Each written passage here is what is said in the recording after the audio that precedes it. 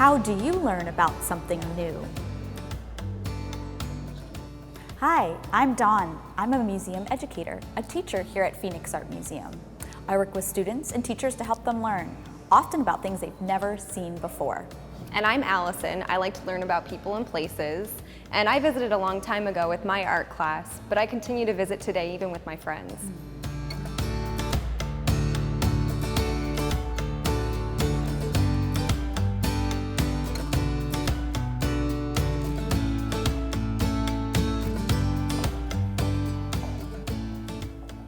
So here we are in one of the museum's galleries. A gallery is a room or a place for artwork that has something in common or something the same.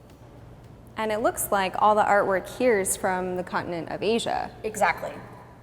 Do you think we could look at this artwork over here?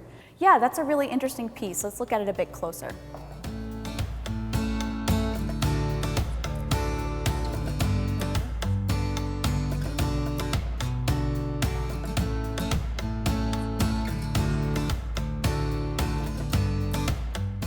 We've made special arrangements with the museum staff to move an object into a different space so that we can look at it very closely. Museum staff use special equipment and wear gloves to ensure that the object stays safe during the move.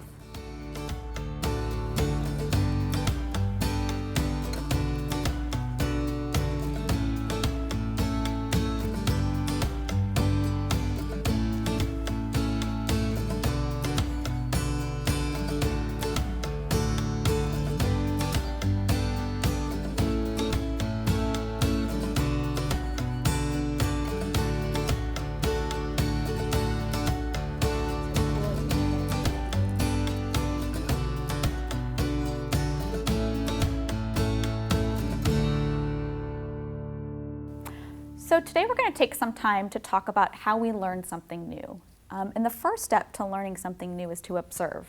And the word observe can mean a lot of different things. In this case, it means to look really closely and really carefully. What do you see? I see a lot of different things. And I actually remember my art teacher, she'd always ask to observe this painting or observe this sculpture. And then we would notice the different things that we saw, like the colors or the shapes. And I had a science teacher that would have us do something similar. We would look at the leaves on a tree and notice the different lines and textures. So now you try. Pretend you're talking to a friend on the phone, or maybe even sending them a text message. What words would you use to describe what you see?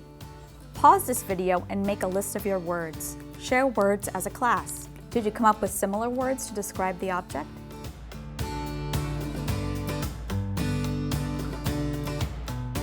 So what words would you use to describe the object? Well, it looks heavy. It looks like it's a metal and that it would be really heavy if I were to pick it up. True, I agree. It looks like some kind of creature. I notice some different parts that look like fish scales. Oh, yeah. And then even the hooves over here look and remind me of horse hooves. I thought that too. Yeah, I noticed that. Take a look at the shape of the front of the hoof there. And even some lines on the hooves that give it an interesting texture. Yeah. Same thing in the back here. It's got this really interesting looking tail that's got a lot of those lines like you mentioned that you saw on the hooves as well. And even the hair on the head that looks kind of like a mane, it almost reminds me of a lion's mane. Yeah, it's got some interesting shapes. The hair is curved, but it's got these tiny little details, look like they have been carved in. And then it continues around the front as well. And even the teeth look pretty scary. Check out those teeth. They are very scary. Absolutely, and those are some really, really great observations. You might have come up with some of the same ones. The next step in learning about something new is to ask a question. Asking questions is how we learn something new in all subjects. What do you wonder or what are you curious about? For example, with this object, I'm really curious about when it was made. Was it made a long time ago or was it made more recently? What do you wonder? I really wonder what it's made of. I can't touch it, but I still feel that if I could pick it up, it might be heavy, and it just looks like it would be made out of metal. But it may also be made out of something else, like clay. True, true. Well, let's take a couple minutes and record at least 3 questions we have about this object. What do you wonder about what you see? Record at least 3 questions you have about this object. Share them with a partner. Did you wonder any of the same things?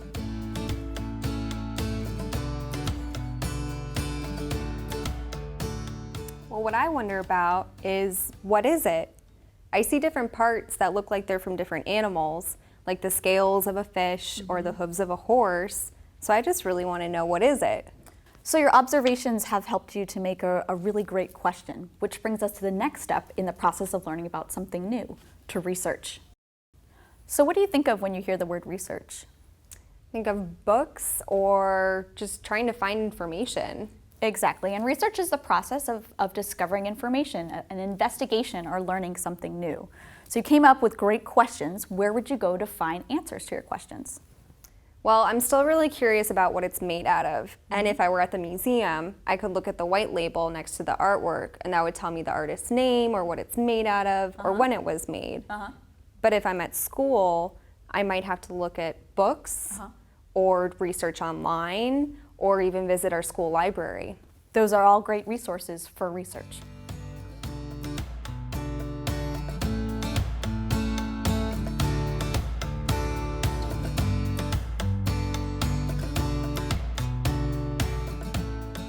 So we're here in the museum's Art Research Library.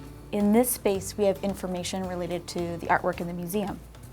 Down there, we have artist files, we have a lot of exhibition catalogs, a lot of books about Arizona artists.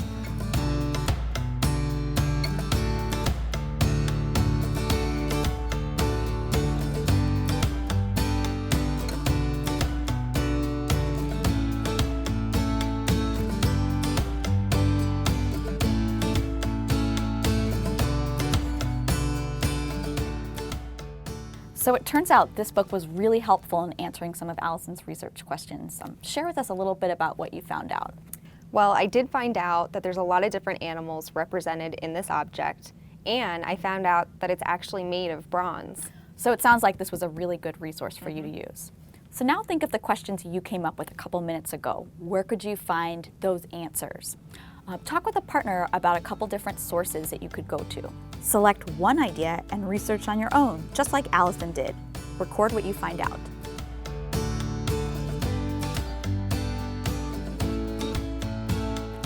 Let's review the different steps in learning about something new. We started out by making observations. We looked really, really closely at the object itself. And then based on those observations, we asked questions. We took our questions and did research. We looked for answers, and we visited the museum's library, which brings us to our last step, to make conclusions. So when we conclude, we think about what we learned. What can we say about the object now? It's kind of like a process of coming to an end. So like in science class, at the end of an experiment, we've come to a conclusion. Exactly, it's a very similar process. What can you conclude? Think about your observations, your questions, and the research that you've gathered. Now try writing a short paragraph on your own to summarize your conclusions.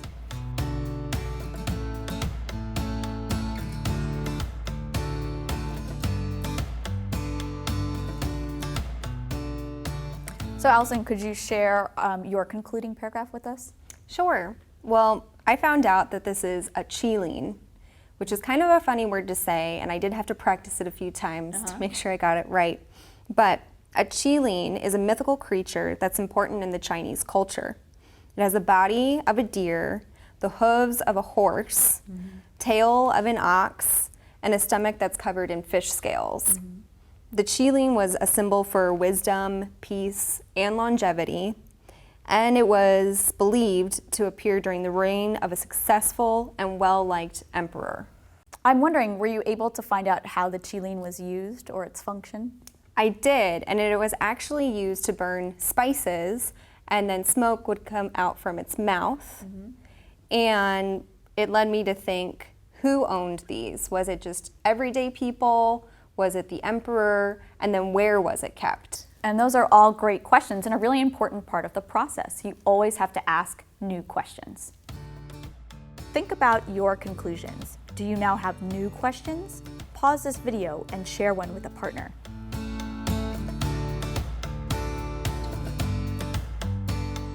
These steps repeat themselves. Observe, question, research, and conclude. So our first observations led us to ask questions.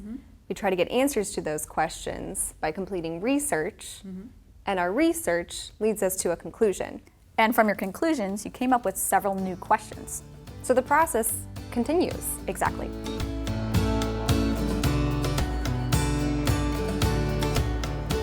Great work today. There are always new things to learn about art and about the world around you. Stay curious.